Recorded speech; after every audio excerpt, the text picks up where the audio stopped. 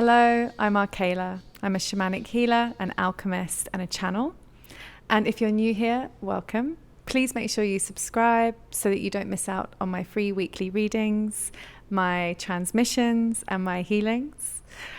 I actually feel a bit misleading by saying my free weekly readings because this week just gone has actually been the first week in nearly a year that I haven't shared a weekly card reading.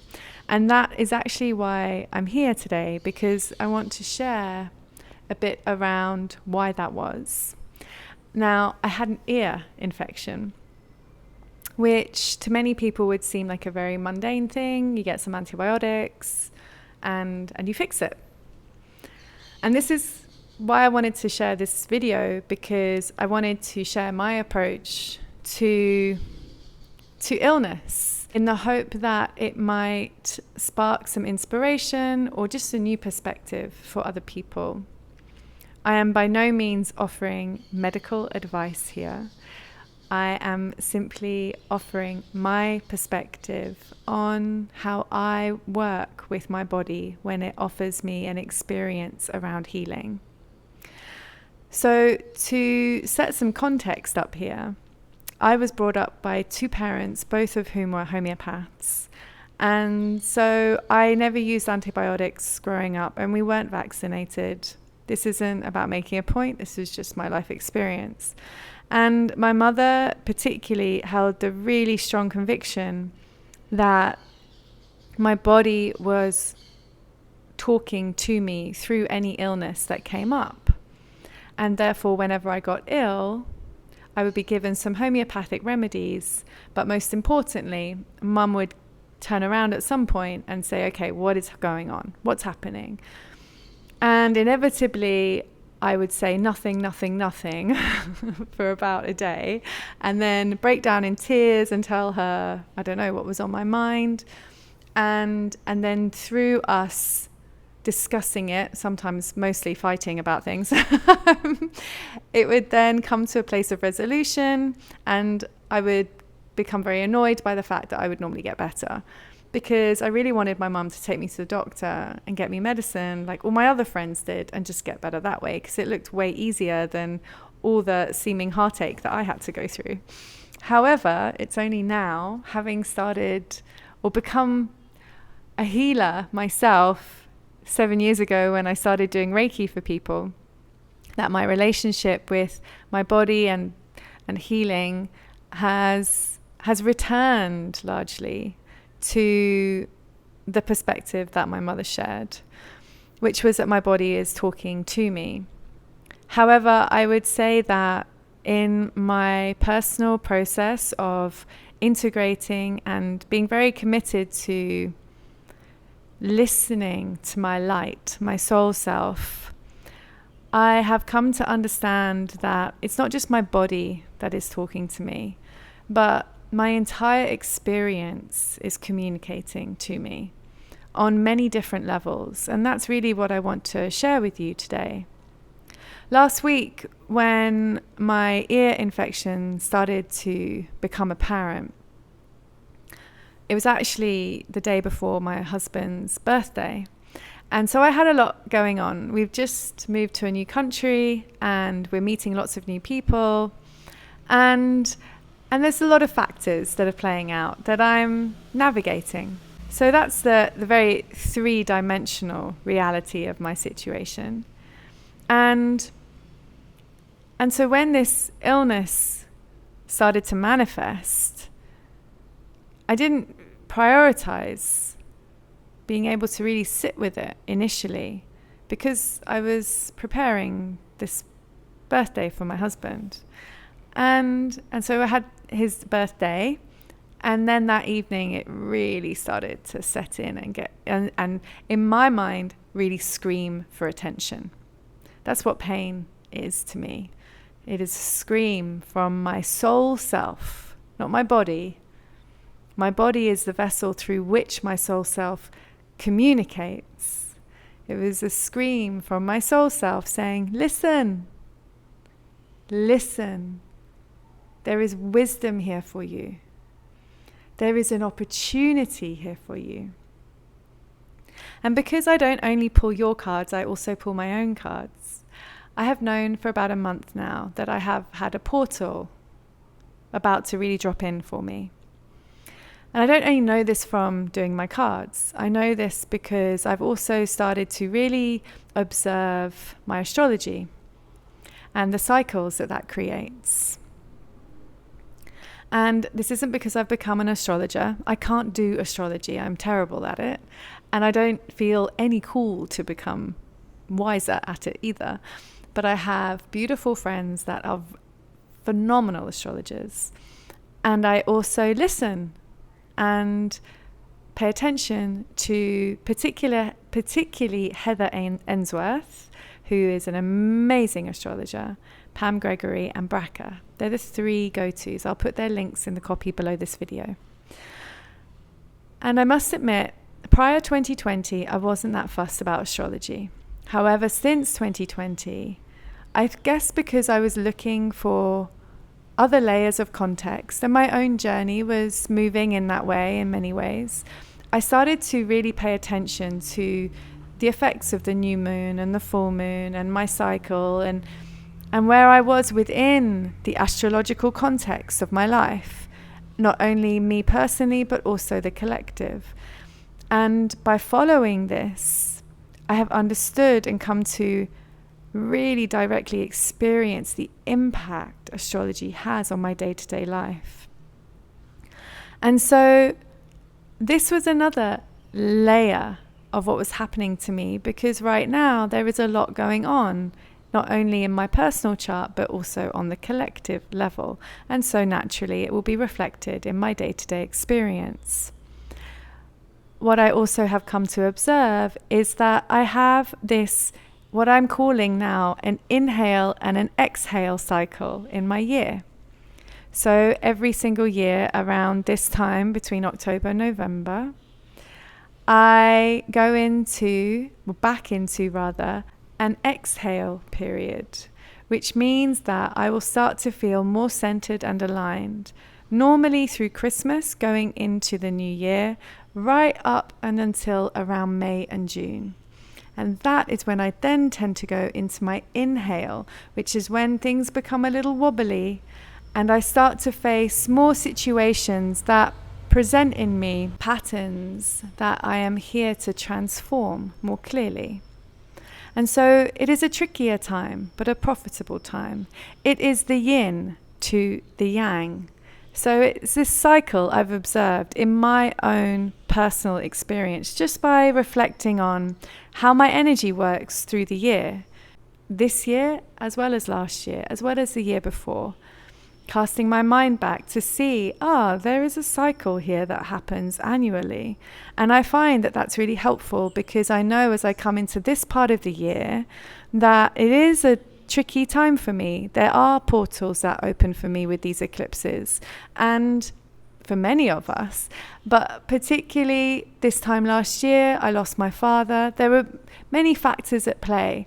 And so falling ill to me was not how I knew this portal would start to open, but it makes sense in a way.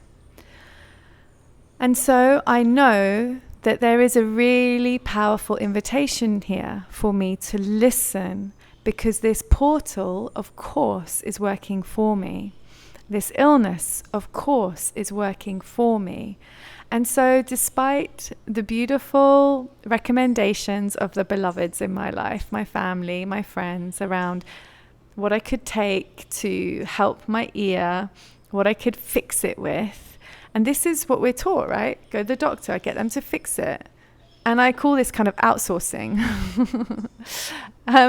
But there's nothing wrong with that. It's not my call. My heart calls me, because that's what I do. I go back, I ask my heart, is the homeopathy my mum offering me the right way to go? Yes or no? Sometimes yes, sometimes no. Okay, I work with it. Is such and such that my other friend is offering me, is this yes, no? No, not this time. Is XYZ. Continually coming back to the heart, to the heart.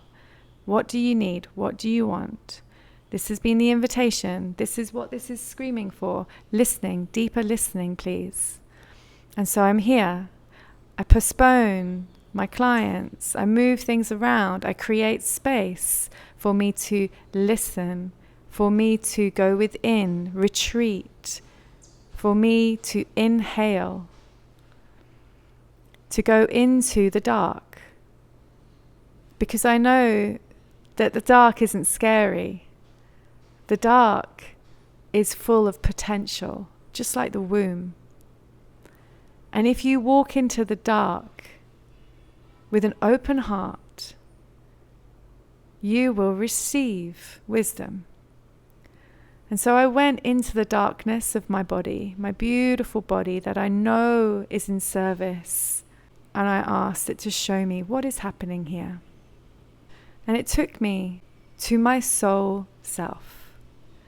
My body is in service to my soul self. It is the vessel through which my soul self moves. Every single one of us emits a frequency. And depending on where we are in relation to our soul self, our frequency is at a certain degree of harmoniousness.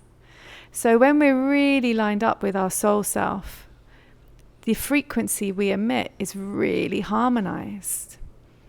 The more we come out of alignment with our soul selves, which could be due to childhood experiences, whatever, beliefs about ourselves, our frequency is not as harmonious as it could be.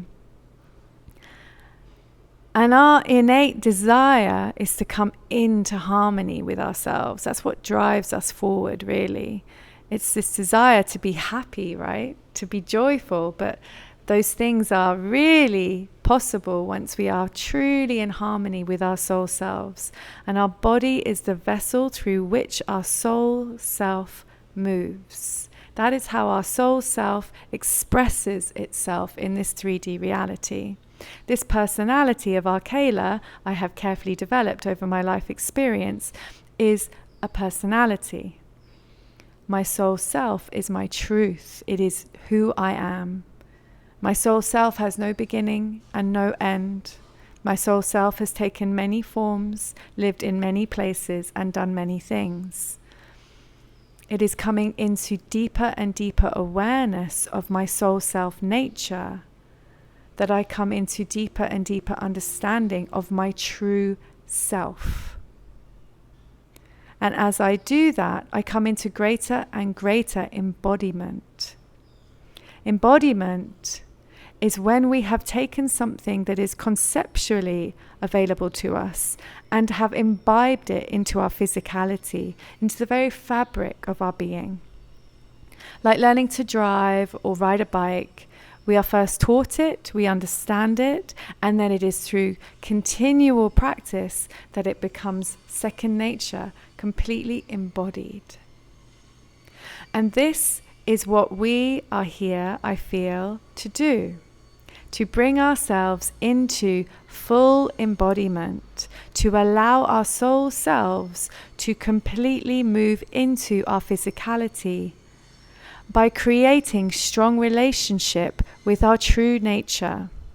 And we do this in the process of releasing ourselves from the misconceptions of who we are, as we are often encouraged to confuse ourselves with the personality that we are taught to be, largely by those around us. And it is as we unpick these misunderstandings, it is as we unpick this confusion that is held in our body through these micro discomforts. It's as we unpick them that more light enters our body, that we come into greater harmony. We become more enlightened as there is greater light moving through the vessel of our physical being. And so this, I believe, is what illness is inviting us to, greater embodiment. And so instead of striving to fix the illness, rushing to find the right solution, I feel the call to just create space and to receive what was coming through, to allow myself to sit with the discomfort, to see this as the shadow aspect of my life experience, the light and the shadow. The shadow doesn't have to be something I resist, something I fight. The shadow can be a place of darkness, like the womb within me, that offers potential for great change, transformation, and creation. And so I welcomed the darkness, and I went within, and as I said, I asked my body, show me where I hold the energy behind what is happening here. And so it did. And it took me on a journey around my body. Because every place it took me to, there was a confusion, a misunderstanding between my soul self and my identity. And it was around self-doubt or self-worth or anger or sadness. And in each experience, I would be taken to a childhood experience, or maybe a past life experience, or maybe something that happened recently, or maybe someone. Often the people that come into our lives, particularly the ones that trigger us most, they are the gateways. They are the portals, because the trigger, the discomfort, is the revealing of where inside us we are holding a confusion, a misunderstanding about who we are, the identity versus the soul self. And as this discomfort arises, we are given the opportunity to bring our laser-like awareness to that discomfort and sit with it. And as we cast the light of our loving awareness, through which the soul self can see, onto these parts of ourselves that hold this discomfort, as we do this dissonance in this discomfort cannot sustain itself. It does not have the ability to. It is too complex, and in its complexity, too flawed. And so it dissipates, it collapses under the direct and clear frequency of the light that shines through us, our soul light. And so, as I visit with these different parts of me that hold a misunderstanding about who I am for whatever reason, I am able to observe the confusion. I am able to focus myself on the dissonance, the disruption in my vibration. And as I do so, it collapses and transforms and dissipates, and there is light brought to this area. There is harmony brought to this area. There is greater peace. There is greater safety. And so my soul self is able to more fully embody this part of my physicality. And as I continue to do this, as I continue to move through these different parts of my being, I am bringing more and more of my soul self into my body, into my 3D. And as I bring myself more and more, bring my soul self into my 3D body, I feel I fulfill myself in greater and greater ways. Because I feel that for me, the more I am able to bring my light, my soul self light, more and more into my physical body, which is an ongoing journey, the more harmonious and at peace I will be, and the more I will inspire those around me.